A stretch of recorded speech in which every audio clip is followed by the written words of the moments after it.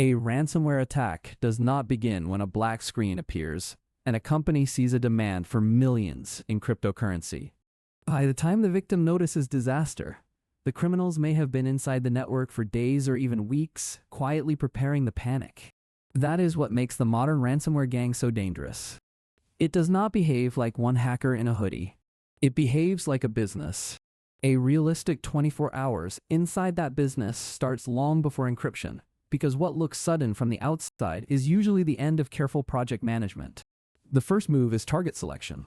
Some groups chase hospitals, manufacturers, universities, logistics firms, local governments, and large companies because downtime there is brutally expensive. If payroll, patient care, deliveries, or classroom systems stop, pressure builds fast and payment becomes more likely. Other groups cast a much wider net and hit whatever looks vulnerable enough to break. That choice depends on the business model. Big game hunters want fewer victims and larger ransoms. Mass operators want scale, speed, and automation. Many intrusions begin with access that somebody else already stole. An initial access broker may sell valid credentials, or exposed remote services may reveal a weakness, or phishing may open the first quiet door. The gang does not always do every part itself. That is one reason the ecosystem grew so quickly. Ransomware as a service changed the market by splitting creation from deployment.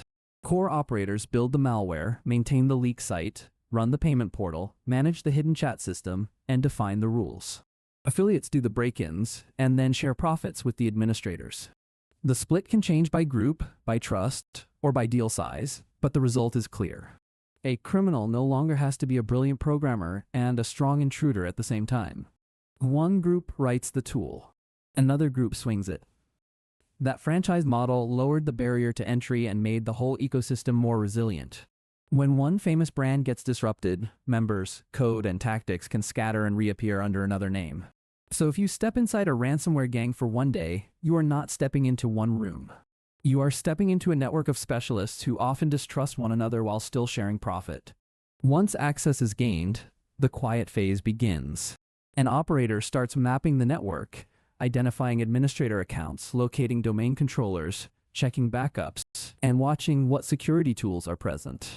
Another operator may work on privilege escalation, which simply means climbing from a limited account toward higher control. A third may search for sensitive data worth stealing before anything noisy happens. That data theft matters because pure encryption stopped being enough. If a victim can restore from backups, encryption loses power. So modern gangs often steal data first, then add a second threat. Pay for decryption, and pay again to stop publication. That became known as double extortion. Some actors went further and added direct pressure on customers, partners, journalists, or even patients, turning the attack into triple extortion. Inside the gang, that is not drama. It is leverage planning. A real timeline would look oddly methodical. One person scripts asset discovery. One person compresses stolen files for exfiltration.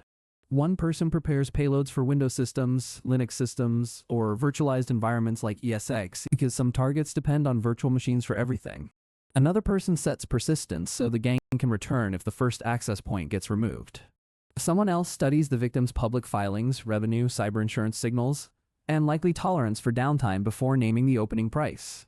That last part matters more than many people realize. Negotiation is not random. The criminals want a number high enough to hurt and low enough to feel barely survivable. That is why the negotiation portal exists. After detonation, the victim is pushed toward a hidden chat service, usually on a dark website built for pressure and control. Some gangs sound almost professional there. They present themselves like contractors offering restoration services, provide a sample decrypted file as proof, and offer discounts for quick payment. Others sound openly cruel. They threaten staged leaks, ridicule delay, and exploit internal panic inside the victim organization. The negotiators are not just typing threats. They are reading tone, urgency, language, insurance limits, and the political weakness of whoever is answering from the victim side. They know the first price is rarely the final price. Delay can sometimes reduce the ransom. Too much delay can trigger a leak or destructive retaliation. Money movement inside this world depends heavily on cryptocurrency, but not because crypto is magical or invisible. Attackers like it because it moves across borders fast and can be layered through multiple wallets, swaps, mixers, over-the-counter brokers, mule accounts, or later conversion into goods and cash. But crypto also created new weakness for criminals. Blockchain analysis gave investigators a way to trace flows when actors reuse infrastructure, make mistakes, or cash out through visible intermediaries. That is why laundering skill has become its own specialty in the ransomware economy. A modern gang is not just coders and intruders. It also needs people who can clean dirty money without leaving a bright trail. The culture inside the gang often resembles a paranoid startup. There are coders, negotiators, administrators, affiliate recruiters, infrastructure managers, and money contacts. Private chats can include bug reports, missed deadlines, arguments over commissions, affiliate complaints, and panic when a build fails in a live intrusion. Some gangs claim ethical rules, like refusing to hit hospitals or targets in certain countries. Those rules are inconsistent, self-serving, and often broken. Many groups historically avoided targets in former Soviet states, not out of kindness, but out of strategic caution. Nobody wants to invite attention from the wrong state while operating from its shadow. Pressure from law enforcement has grown much stronger. Infrastructure seizures, sanctions, arrests, chat leaks, coordinated international operations, and cryptocurrency tracing have all raised the cost of doing business. Major brands have been infiltrated, disrupted, or torn apart after internal betrayal. Some gangs rebrand after takedowns. Some splinter after disputes over stolen funds. Some implode because one arrested member poisons trust across the whole network. That mistrust matters because these groups are not built on loyalty. They are built on profit between people who assume betrayal is always possible. The public threat is still huge. The FBI's 2024 Internet Crime Reporting data described ransomware as the most pervasive threat to critical infrastructure and counted more than 3,000 complaints in the year. Even that number likely understates the real scale because many incidents go unreported or get logged under different labels. Manufacturing, healthcare, education, professional services, and local government have appeared again and again among heavily targeted sectors.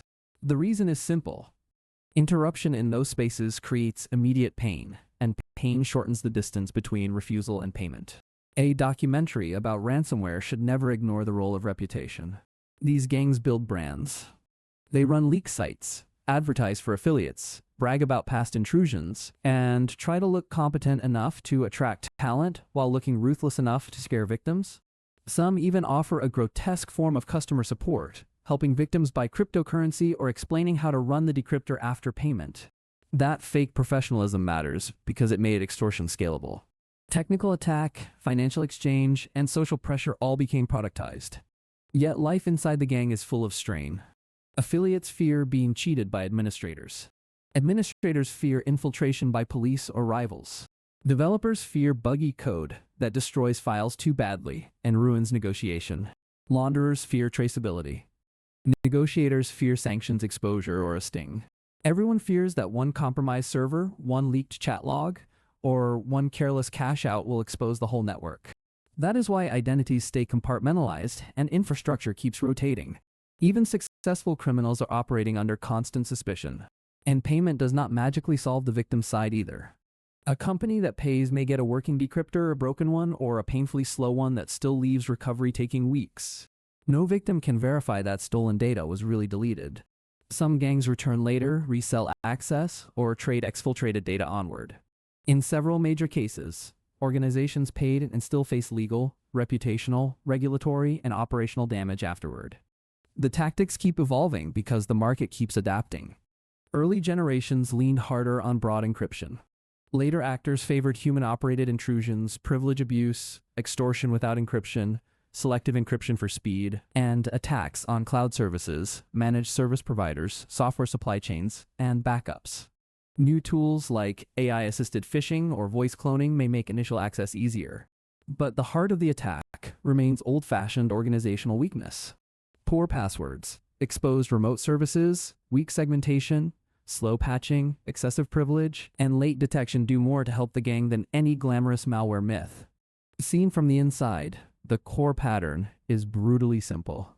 Find pressure. Get in quietly. Steal enough data to create fear. Break the systems that make daily work possible. Then turn time itself into a weapon, while the criminals argue over commissions in private chats. That is why ransomware works so well. It is not just a malware problem. It is an extortion business designed around the economics of panic. If you want the next story where hidden systems quietly control ordinary people, but this time through history, food, or empire instead of code, watch the next video now.